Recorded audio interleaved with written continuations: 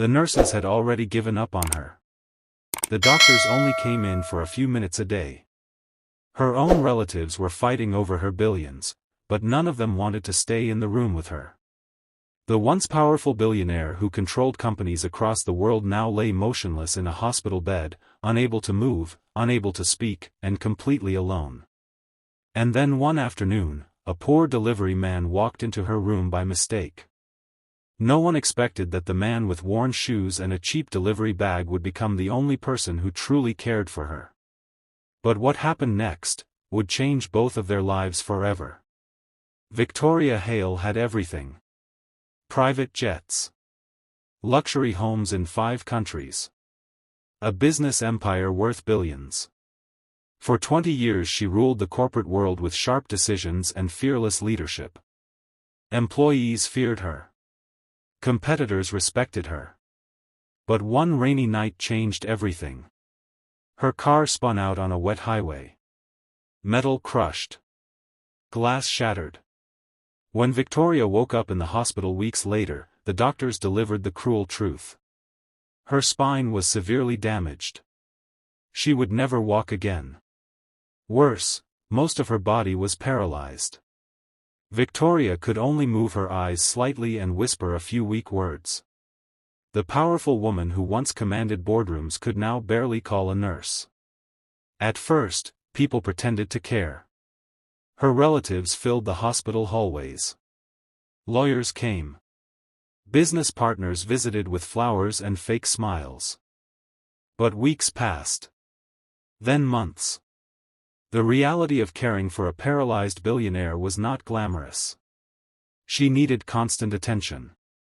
Feeding. Cleaning. Therapy. Monitoring. One by one, people stopped visiting. Even her own cousin Daniel, who had taken control of her companies during recovery, rarely came. "She's not going to recover," he whispered to a lawyer outside the room one day. "Focus on the will." Inside the room, Victoria heard everything. Tears slowly rolled down her cheeks. She wasn't just paralyzed. She was abandoned. Nurses rotated shifts, doing only what was required. None stayed long. Some complained quietly about how difficult she was to handle. Victoria spent hours staring at the ceiling. Her life had become a silent prison. Then one afternoon, something unexpected happened. A young delivery man walked into the wrong hospital room. His name was Daniel Cruz. He was 27, thin, wearing faded jeans and carrying a large insulated delivery bag. He looked confused. Sorry. I think I got the wrong room," he said awkwardly. Victoria could barely speak, but her eyes followed him. Daniel noticed. He froze. Most people would have simply left. But something about the lonely look in her eyes made him pause. "Are you okay?" he asked gently. Victoria tried to respond. Only a weak sound came out. Daniel looked around. No nurse. No doctor. The food tray beside her bed was untouched and cold. He hesitated. Then he pulled a chair closer. "Do you want help eating?" he asked quietly. Her eyes blinked once. It was the first time someone had asked what she wanted in weeks. Carefully, Daniel picked up the spoon and helped feed her small bites. Slowly.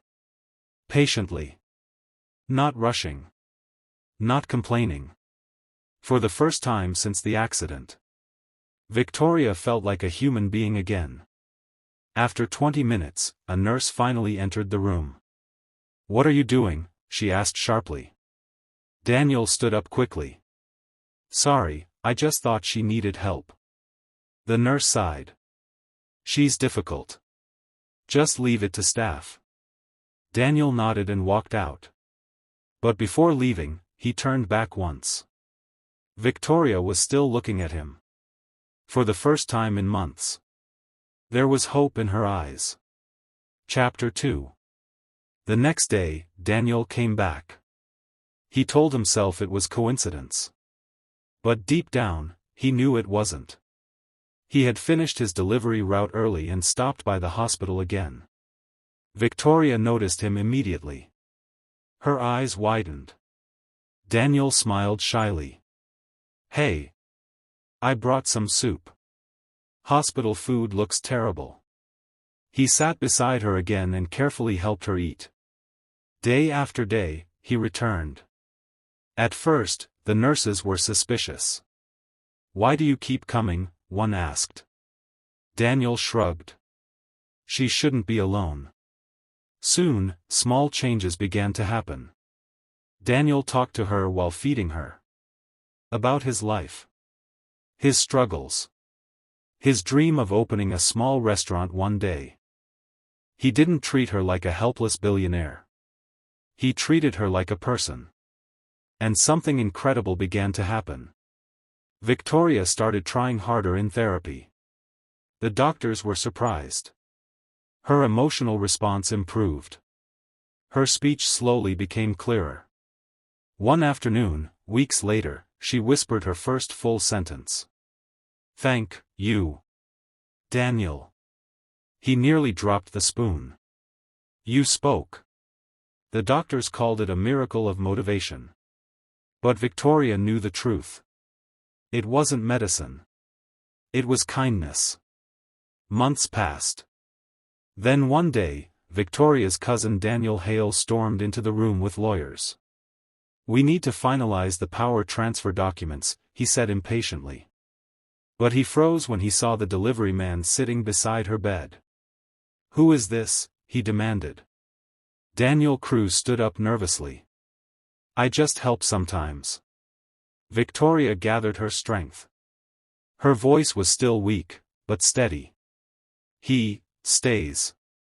The room fell silent. Her cousin laughed coldly. "You trust a delivery boy more than your own family?" Victoria looked straight at him. For the first time since the accident, there was fire in her eyes. "Yes." 6 months later, Victoria shocked the business world. She returned to her company headquarters in a wheelchair. Still paralyzed. But stronger than ever. And standing beside her was the poor delivery man who never gave up on her. But the biggest surprise came during a press conference. Victoria announced a new foundation dedicated to helping paralyzed patients who were abandoned by their families. And she revealed the person leading the entire charity program. Daniel Cruz. The same delivery man who once walked into the wrong hospital room. Reporters asked her later why she trusted him with millions of dollars.